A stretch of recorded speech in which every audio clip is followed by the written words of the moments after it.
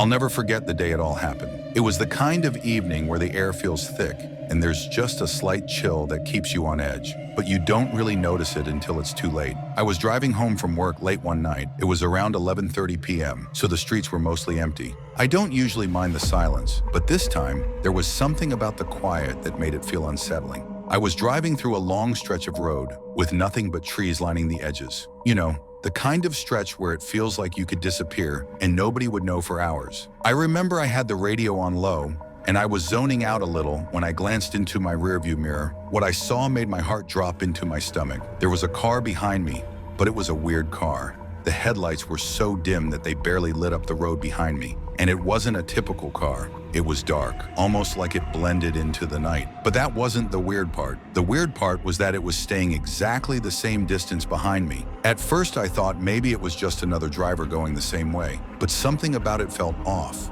I kept looking into the mirror, trying to shake the feeling, but every time I glanced, the car was still there, never gaining on me, but never falling behind either, just perfectly maintaining the same distance. Now, I'll admit, I'm one of those people who can get a little paranoid sometimes, so I tried to ignore it, telling myself I was just being silly. But the feeling didn't go away. I decided to speed up a little, thinking maybe I could get rid of the car behind me. I increased my speed to about 75 miles per hour, but when I looked back again, the car was still there. Same distance, same dim headlights. My hands started to sweat. I turned onto a side road, hoping to shake it off, but no matter how many turns I took, that car followed me. It didn't speed up, it didn't slow down, it just followed. I was losing it by this point, trying to stay calm, but my nerves were getting the best of me. I pulled into a gas station, hoping to lose them once and for all. I parked near a pump and watched the rearview mirror, heart pounding, waiting for that car to drive past, but it never did. I sat there for what felt like forever, not daring to move. Finally, I took a deep breath and got out of my car. But when I walked around to the back of my car to check, the road was empty.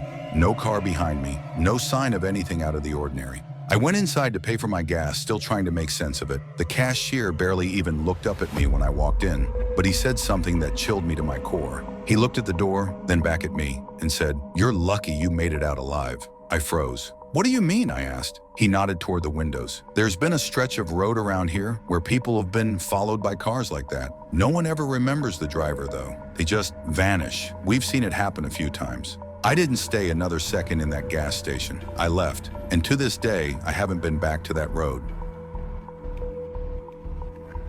This happened a few years ago, and I still can't make sense of it. I was living in a small apartment at the time, the kind that had thin walls and creaky floors. It was one of those places that felt cozy at first, but quickly started to feel wrong. Like there was something off about it, even though I couldn't put my finger on it. One night, I was watching TV in the living room, trying to unwind after a long day. My bedroom was just down the hall, and I kept the door open because the apartment was small, and I liked having the space feel bigger. The light from the hallway was spilling into my room, just enough to cast a faint glow on the walls. It was around 2 a.m. when I first noticed it. I heard a sound coming from the hallway, like something lightly tapping against the walls. I thought it was just the building settling, maybe a pipe or something. But then it happened again. Software consistent. I didn't want to get up, but my curiosity got the better of me. I stood up and peeked into the hallway. Nothing was there, just the dim light, the usual stillness. I tried to convince myself that I was imagining things and went back to the couch, but the noise didn't stop. It kept happening, getting louder. Now it sounded like something was moving down the hallway, dragging itself along the floor. I stood up again, this time feeling a little uneasy. I walked into the hallway, flipping the switch to turn on the main light. The hallway was empty. I glanced at my bedroom, then back to the kitchen, but nothing seemed out of place. Still, that feeling lingered, like someone or something was in the house with me. I shook it off and went back to the couch. That's when I saw it. In the corner of my eye, I caught the movement, a shadow. It was in the doorway of my bedroom. At first, I thought it was just the light playing tricks, but no.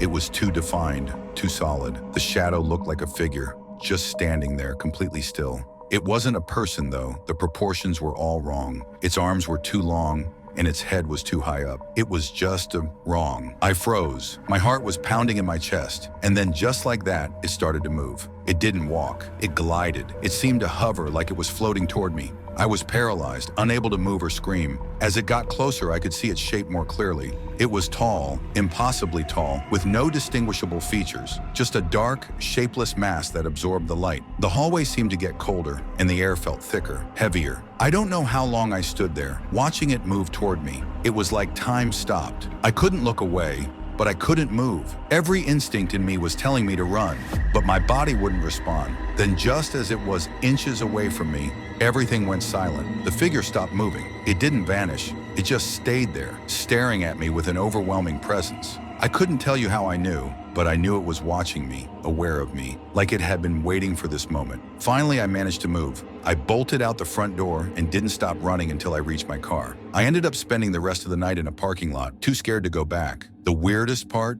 When I went back to the apartment the next day, everything was exactly how I left it. No sign of anything out of the ordinary, no strange feeling, no shadow. It was like nothing had happened. But I know what I saw, I know what I felt, and to this day, I haven't been able to sleep with the bedroom door open again.